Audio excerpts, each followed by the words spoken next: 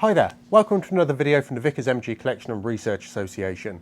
This is another of our mannequin videos where we take one of our mannequins out of the collection and just talk through the weapons and equipment that it's portraying a Vickers machine gunner wearing.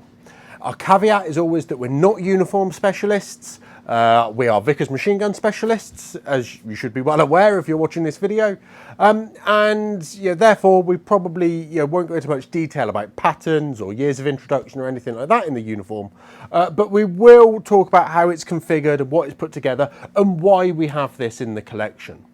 This video is going to cover a Malaya mannequin. So based around 1954, 1955 in the Malayan emergency, which was the British anti-communist terrorist actions that were taking place over there. And we've got the uniform together. The Vickers machine gun, because the Vickers machine gun was still in service with every infantry battalion at this point. Post Second World War, we see it come away from the divisional machine gun battalions and back into the infantry battalions as part of the support company. So you have 6 medium machine guns, 6 Vickers machine guns in the machine gun platoon, as described in the 1951 manual. And the support company will also contain a 3-inch mortar platoon, and it may, depending on its location around the world, contain Wasp carriers as well. So the Vickers is normally at this point being carried around with universal carriers, but in Malaya they're not suited to that. So one of the reasons that we've got this together with the pack board is to show that they are having to be carried around.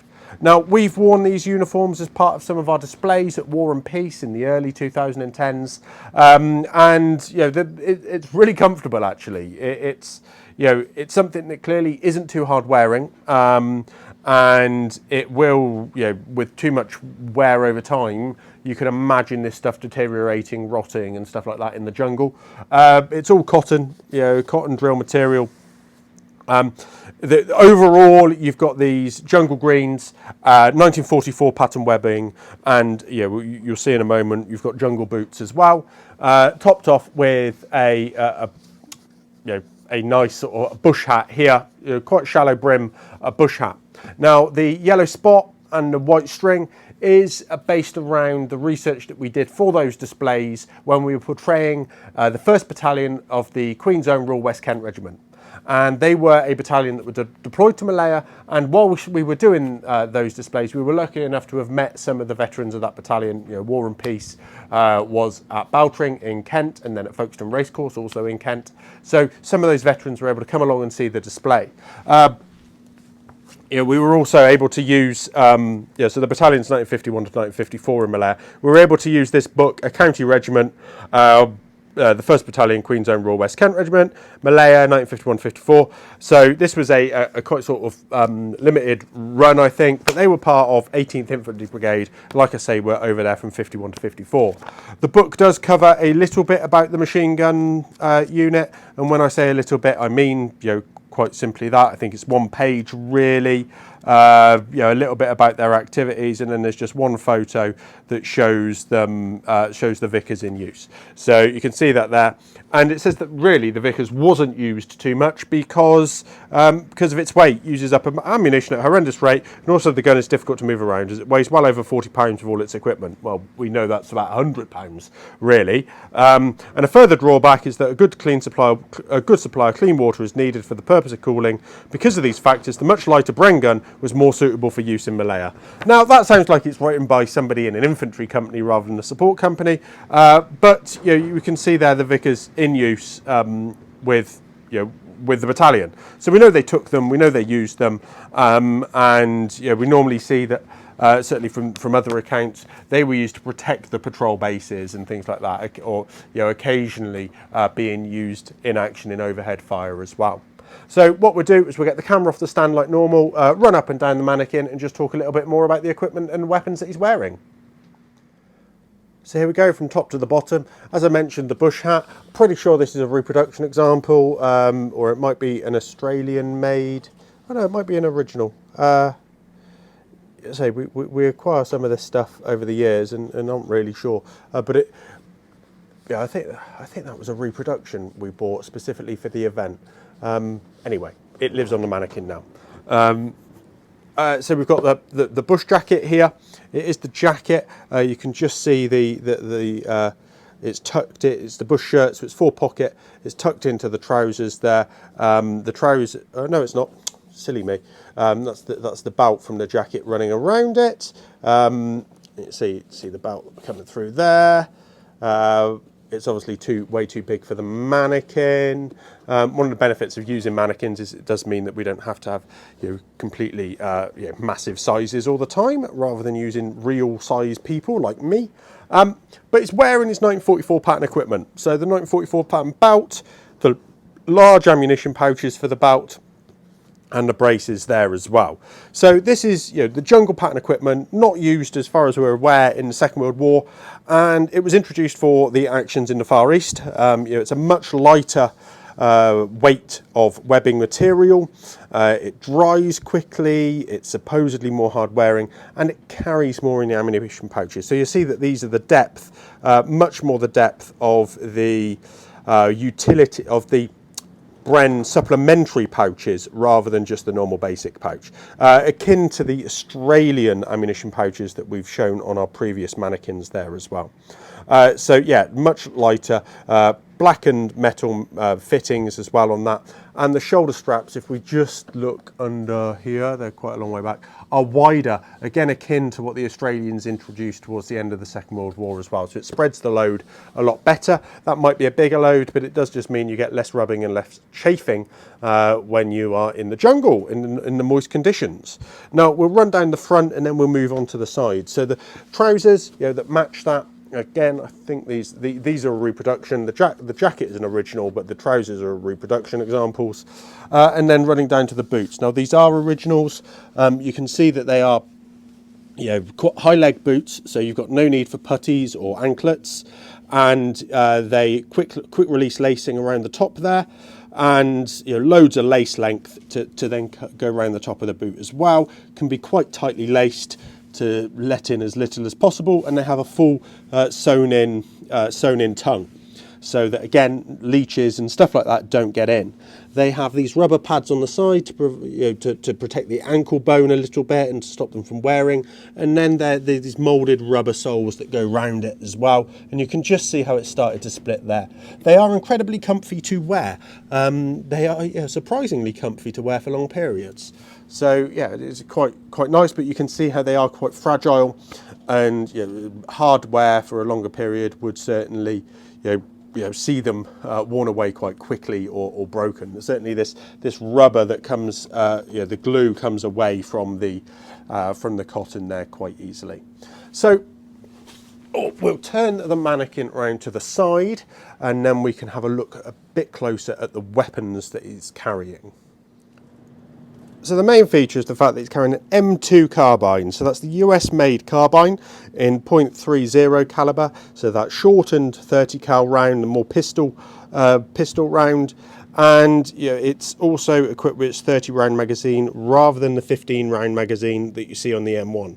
Now the M2 is a fully automatic variant as well as semi, and it was something that the British used extensively in Malaya, Borneo, etc. It's lightweight, makes it suitable for support weapons, wireless operators, platoon commanders, all of those things, giving them a little bit of extra punch. And the fully automatic capability is one of the, so it's it operates like a machine carbine, and it's a carbine, it's like a submachine gun. So it fits here on the belt. So this loop here is just to take that weight off of it. It does mean that you can, it supports it. We've got it almost not upside down, but it's supporting it pointing downwards. If you carry it with a sling over the shoulder, it does mean that you can do the same and it won't fall off. Obviously that's made for the number 5 rifle, which was being introduced at the same time as 1944 pattern web equipment. But yeah, so we've got this obviously as a Vickers machine gunner equipped with the M2 carbine there. Now what we've got on the back, you've got his manpack frame, and we'll put up some photos there of the different loads that are being carried on the manpack for the Vickers. We don't have any of the Vickers equipment on here because that's on different displays, but we do have his haversack, his small pack. yeah, again, 44 pattern equipment. And then on the front of that, made for an entrenching tool, but we've got the binoculars case attached to that as well, because again, that's just sort of a bit akin to the a Vickers machine gun platoon. And just tucked in the top is a blowpipe, locally bought, locally made blowpipe and darts. It's a bit of fun perhaps, or for catching animals. Certainly no certainly no combat use for a blowpipe, not by the British Army anyway, maybe by some of their Malayan tracker scouts. I didn't talk about this, so this is the water bottle, and the water bottle is a metal water bottle, 1944 pattern water bottle with the lid there, pops open, you've got a mug in the bottom of here, and then there's a small pouch in the back of the water bottle pouch that holds a filtration bag, which is incredibly useful in Malaya. So nothing really. There's a funny story about why these trousers have got that green paint on the back, maybe for another day. And it relates to the fact that we have a Series 1 Land Rover, a 1949 Series 1 Land Rover in the collection, and that's what we use in our displays. And the paint got a bit tacky, but yeah, we can talk about that another time. And you just see the back of the boots there as well, showing how they're laced all the way around the top, and then they've got that reinforcing band at the back. So let's turn the mannequin around a little bit more again and have another look. So on the other side, you can just see that frame a little bit more in use, and then going down, you can see that we try and put a lot of the pouches together. You know, it might not represent a fully combat load a lot of the time. You know, why would some? But it does help us explain certain things. So, rarely I think would you see the basic pouches being worn alongside some of this stuff. Rarely did you see the full web equipment with shoulder braces and things like that being worn. But because we're representing like how they would carry the Vickers, they're going to be man packing for a while, so they want that extra load carriage. So we've got the pistol ammunition pouch here above the pistol holster, and in the pistol holster we have a Webley revolver, or an Enfield actually, fitted there as well. So this probably represents a not necessarily a number 1, number 2 because of the carbine, but maybe the section commander or one of the section commander's team, because number 1 and number 2 would also have the obviously the gun and the tripod and stuff on their GS manpack. So yeah, say carrying the revolver there as well as the M2 carbine. And you can just see the other side of the haversack as well. So 2 pouches on the side of the main compartment, and that's got another water bottle in it there. That's actually a slightly later water bottle, you can see, with the plastic lid, so sort of late 50s onwards. Room on the bottom of the pack frame, perhaps for a liner of 250 rounds. Sometimes you have the little sort of tray on the bottom of this pack frame as well. Hopefully you've seen our videos on how to carry ammunition boxes with the Vickers, and we do have the pamphlet for this pack frame on our digital archive, so hopefully you've seen that too.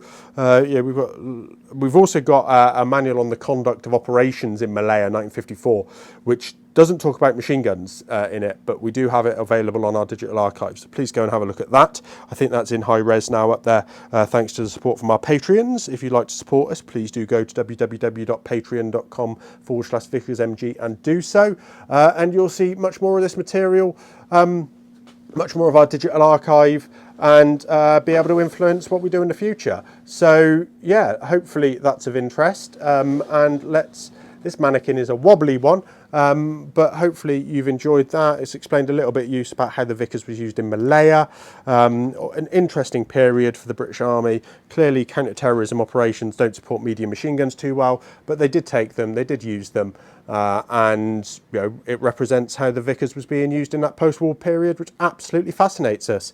As always, please do like the video, subscribe and share it, and let us know what you think in the comments below.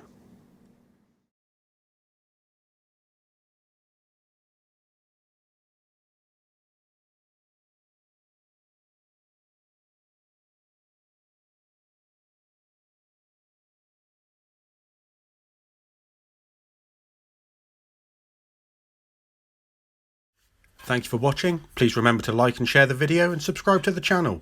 Please support us on Patreon if you're able to, and let us know of anything you'd like to see in the future. I look forward to hearing from you.